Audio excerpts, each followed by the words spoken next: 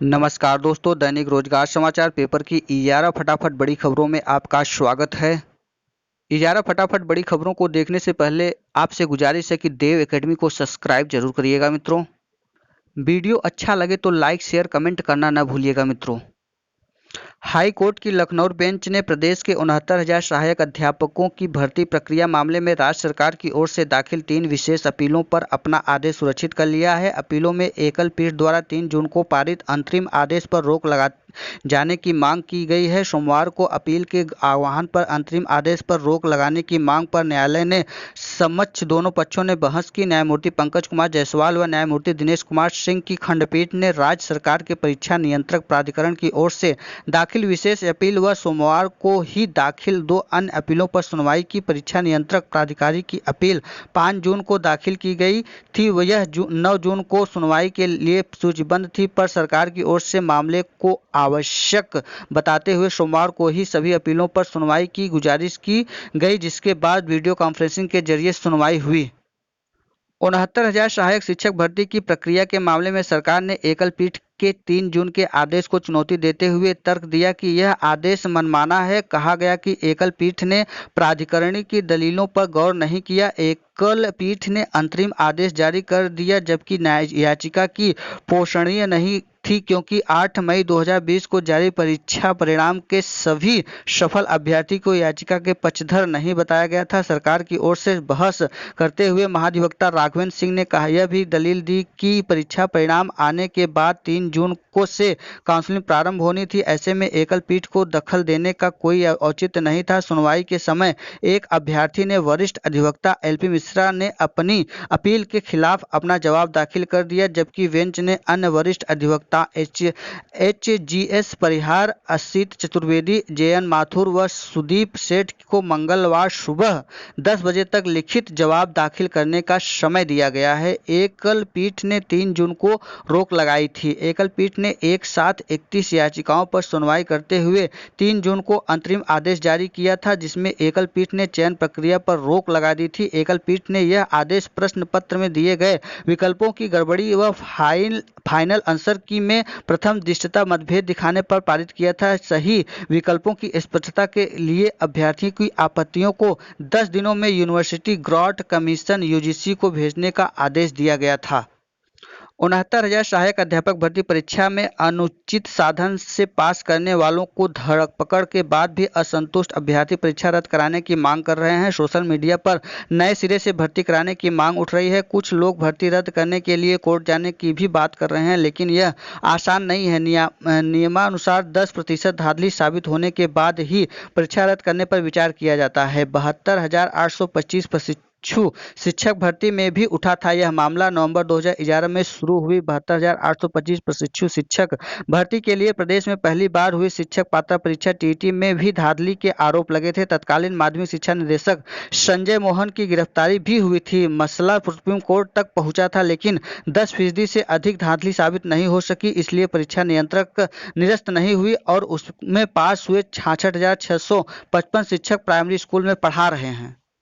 69,000 की भर्ती को खुद फंसा रही सरकार। न्याय मोर्चा का कहना है कि सरकार 69,000 शिक्षक भर्ती खुद फंसा रही है। संयोजक सुनील मौर्य ने आरोप लगाया है कि सरकार कोर्ट का निर्णय नहीं मान रही और पूरा मामला फंसाती जा रही है। कथित भ्रष्टाचार को देखते हुए CBI जांच कराकर भर्ती रद्द करने की मांग करते हुए कहा कि अगर सरकार मांग नहीं मानती है तो मोर्चा आंदोलन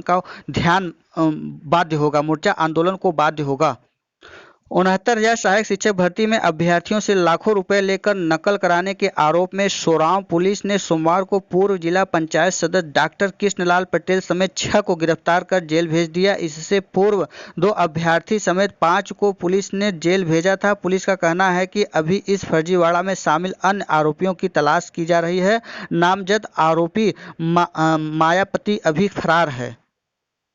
कस्तूरबा गांधी आवासीय बालिका विद्यालय की कमान अब परिषदीय उच्च प्राथमिक स्कूल की टीचरों के हाथों में होगा। पहले मानदेय पर नियुक्त वार्डन के पास सभी प्रशासनिक दायित्व होते थे, लेकिन अब नियमित प्रधानाध्यापिका रखी जाएंगी। समग्र शिक्षा अभियान के राज्य परियोजना निदेशक ने फेरबदल संबंधी 30 जुलाई, 4 सितंबर और 12 दिसंबर 2019 को प्रस्तावित भेजा था। अपर मुख्य सचिव बेसिक रेणुका कुमार ने 24 फरवरी को कुछ शर्तों के साथ शासन की मंजूरी का पत्र जारी किया था। अब एक ही प्रमाण पत्र पर कई जिलों के कस्तूरबा गांधी विद्यालय में अनामिका शुक्ला नाम से नियुक्ति की फर्जीवाड़ा का खुलासा होने के बाद व्यवस्था परिवर्तन तेजी से लागू करने से संकेत मिल रहे हैं। कस्तूरबा विद्यालय में जूनियर हाई स्कूल की नियमित सेवा की प्रधानाध्यापिका या सहायक अध्यापिका को नियमानुसार संबद्ध करने की पद स्थापित किया जाएगा। इससे सरकार पर प्रधानाध्यापिका की नियुक्ति का अतिरिक्त खर्च भी नहीं पड़ेगा। प्रदेश के जिन 121 कस्तूरबा विद्यालयों के आसपास 3 किलोमीटर की परिधि में कोई राजकीय या सहायता प्राप्त माध्यमिक विद्यालय संचालित नहीं है,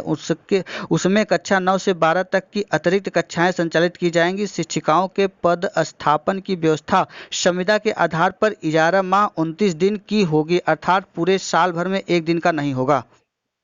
एक ही प्रमाण पत्र प्रदेश के कई जिलों में कस्तूरबा गांधी आवासीय बालिका विद्यालय में नौकरी करने की आरोपी शिक्षिका अनामिका शुक्ला के खिलाफ कार्रवाई करने के लिए कर्नलगंज पुलिस ने मुकदमा दर्ज कर जांच शुरू कर दी है। पुलिस ने स्कूल के आरोपी शिक्षिका के दस्तावेज मांगे हैं, जिसको जब्त कर साक्ष्य एकत्र किया जाएगा। पुलिस ने बताया कि आरोपी शिक्षिका पहले से ही गिरफ्तार है, इसलिए इस मुकदमे में भी उसका रिमांड बनवाया जा सकेगा। कस्तूरबा गांधी आवासीय विद्यालय के सभी शिक्षकों व शिक्षणोत्तर कर्मचारियों के प्रमाण पत्रों की जांच होगी। मूल अभिलेखों से इनका मिलान कर बेसिक शिक्षा अधिकारियों की इसकी रिपोर्ट 26 जून तक राज्य परियोजना निदेशक विजय किरण आनंद को भेजनी होगी। इस संबंध में आदेश जारी कर दिया गया है। आदेश के मुताबिक हाई स्कूल, इंटरमीडिएट, स्नातक, बीटीसी, बीएड, टीईटी, आधार कार्ड व निवास प्रमाण पत्र की जाँच की जाएगी। आधार कार्ड का मिलान नियुक्ति के समय किए गए आधार कार्ड से किया जाएगा। वहीं बाकी प्रमाण पत्रों का सत्यापन भी किया जाएगा। बेसिक शिक्षा मंत्री डॉक्टर सतीश चंद्र द्विवेदी ने 5 जून को ही मामला पकड़ में आने के बाद सभी जिलों में जांच के आदेश दिए थे। उसी क्रम में यह आदेश जारी किया गया है। पॉलिटेक्निक में बीते दिसंबर में सत्र 2019-20 के विषय सेमेस्टर की परीक्षाएं हुई थी। 6 महीने बाद सोमवार को सम सेमेस्टर के लिए बुलाई गई परीक्षा समिति की बैठक के साथ ही पिछली परीक्षाओं के स्क्रूटनी परिणाम जारी किए गए हैं। स्क्रूटनी में 306 छात्रों के अंकों में बदलाव हुआ है। शिक्षा विभाग की ओर से अमान्य घोषित 89 शिक्षकों को कर्मचारियों की नियुक्ति राजधानी के 13 सरकारी सहायता प्राप्त बालिका विद्यालयों में की गई है। यह सभी नियुक्तियां 3 साल पहले की गई हैं। जिला विद्यालय निरीक्षक प्रथम डॉक्टर मुकेश कुमार सिंह ने सभी स्कूल प्रबंधकों से इसके बारे में जानकारी तलब की है। कई जिलों में के कस्तूरबा गांधी आवासीय बालिका विद्यालय में एक ही प्रमाण पत्र नौकरी करने वाली शिक्षिका के मामले में रोज खुलासे हो रहे हैं। प्रयागराज के कस्तूरबा गांधी सोराव में खुद अनामिका नहीं बल्कि फर्रुखाबाद जिले के कायमरगंज इलाके की रीना सिंह पूर्णकालीन विज्ञान शिक्षिका के रूप में नौकरी कर रही थी। रीना के पिता का नाम चंद्रभान सिंह है। यहाँ उनकी नियुक्ति 29 नवंबर 2019 को हुई थी। कथित अनामिका इसी आवासीय बालिका विद्यालय में रहती थी। रीना यहाँ खुद को अनामिका शुक्ला बताकर सामने आई और इस दौरान अनामिका के प्रमाण पत्र लगाए थे। हालांकि उसे वेतन के रूप में 1 रुपये का भी भुगतान नहीं हुआ। जांच भी भनक लगते ही होली के बाद से वह स्कूल से अनुपस्थित थी। वहीं अनामिका के बारे में पता चला कि उसने 10वीं और 12वीं की परीक्षा यूपी बोर्ड से पास की थी। अनामिका का जन्म 20 जनवरी 1992 को गोंडा में हुआ था। उसके पिता का नाम सुभाष चंद्र शुक्ला और माता का नाम सुषमा शुक्ला है। अनामिका के 10वीं की परीक्षा 2007 में गोंडा की रेलवे कॉलोनी स्थित बालिका इंटर कॉलेज में से पास की थी। उसका रोल नंबर 1933-97 था। 10वीं के 6 में से 5 विषय में उसने 75% से अधिक नंबर हासिल किए थे। 12वीं की परीक्षा भी उसने परसपुर गोंडा के SMJSIC के प्रथम श्रेणी में पास किया था। डॉक्टर राम मनोहर लोहिया अवध यूनिवर्सिटी फैजाबाद से संबद्ध गोंडा सिविल लाइंस के रघुकुल महिला विद्यापीठ डिग्री कॉलेज से 2012 में BSc प्रथम श्रेणी में पास की थी। DLED 2018-19 बैच के प्रशिक्षुओं ने सोमवार को सचिव परीक्षा नियामक प्राधिकारी अनिल भूषण चतुर्वेदी को सेमेस्टर परीक्षा के संबंध में ज्ञापन सौंपा। प्रशिक्षुओं का कहना है कि DLED 2018 बैच का तृतीय सेमेस्टर 5 जनवरी को पूरा हो चुका है। कोरोना के चलते परीक्षाएं स्थगित कर दी गई हैं। 5 जुलाई को चतुर्थ सेमेस्टर भी पूरा हो जाएगा, लेकिन अभी तक तृतीय सेमेस्टर की परीक्षा नहीं हो सकी है। प्रशिक्षुओं ने द्वितीय सेमेस्टर के आधार पर तृतीय सेमेस्टर को प्रमोट कर जल्द चतुर्थ सेमेस्टर परीक्षा की तिथि घोषित करने की मांग की। इग्नू में जून इग्नू में जुलाई सत्र में दाखिल के लिए ऑनलाइन आवेदन शुरू हो गए हैं। इच्छुक छात्र आवेदन कर सकते हैं। समन्वयक डॉक्टर एलपी सिंह ने बताया कि MA, MCom, BA, BCom, library science, PG, diploma आदि पाठ्यक्रमों के लिए आवेदन प्रारंभ हो गए हैं। गाजीपुर जनपद में राजकीय एडेड माध्यमिक विद्यालयों में रिक्त पदों पर सेवानिवृत्त सहायक अध्यापकों व प्रवक्ताओं के लिए फुल टीचर के रूप में रखने की चयन प्रक्रिया शुरू हो गई है। इसकी काउंसलिंग 19 से 20 जून की होगी। इसके लिए डीआईओएस ने सभी प्रधानाचार्यों को निर्देश दे दिए हैं। इन अध्यापकों को मानदेय पर शिक्षण कार्य करेंगे। सहायक अध्यापकों व प्रवक्ताओं के चयन होने के बाद विद्यालय में शिक्षकों की कमी दूर हो जाएगी। फुल टीचर के रूप में उन्हीं सेवानिवृत्त शिक्षकों का चयन होगा जो 70 वर्ष की आयु पूर्ण नहीं किए हैं। ऐसे टीचर का चयन उन पदों पर भी किया जाएगा जो पद पहले से रिक्त हो गए हैं। जिला विद्यालय निरीक्षक डॉक्टर ओपी राय ने फुल टीचर के चयन के लिए 19 और 20 जून को तिथि काउंसलिंग के लिए निर्धारित की है।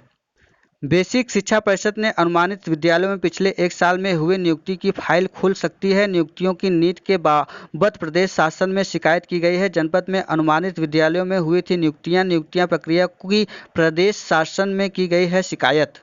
सही जवाब न देने पर शिक्षिका निलंबित। वाराणसी में प्राथमिक विद्यालय सिपौर में कार्यरत अध्यापक पवन कुमार सिंह को निलंबित कर दिया गया है। वीएसए राकेश सिंह ने बताया कि सोमवार को हुआ ब्लॉक में हुई समीक्षा बैठक में पवन कुमार छात्रों के नामांकन आदि के संबंध में पूछे गए प्रश्नों का जवाब नहीं दे रहे थे। बार बार कह रहे थे कि इसके बारे में प्रधानाध्यापक जानकारी देंगे। रिजल्ट के इंतजार में बीते 6 महीने काशी विद्यापीठ दिसंबर से फंसा है। 3200 छात्रों का परीक्षा फल। विश्वविद्यालय का दावा लॉकडाउन हटते ही रिजल्ट घोषित किया जाएगा। 5200 अभ्यर्थियों में से 3200 लिखित परीक्षाओं में शामिल हुए थे। संपूर्णानंद संस्कृत विश्वविद्यालय में 14 जून से प्रस्तावित वार्षिक और सेमेस्टर परीक्षाएं अगले आदेश तक स्थगित कर दिए गए हैं। परीक्षा नियंत्रक की ओर से जारी आदेश के बाद वार्षिक परीक्षा को लेकर चल रहा उहापोह समाप्त हो गया है। करीब 60,000 छात्रों को टाइम टेबल का इंतजार था। ये था आज का दैनिक रोजगार समाचार पेपर की 11 फटाफट बड़ी खबरें। वीडियो अच्छा लगा हो तो देव एकेडमी को सब्सक्राइब, लाइक, शेयर, कमेंट करना ना भूलिएगा दोस्तों। वीडियो में अंत तक बने रहने के लिए बहुत बहुत धन्यवाद। फिर मिलते हैं एक नई सूचना के साथ। तब तक के लिए नमस्कार।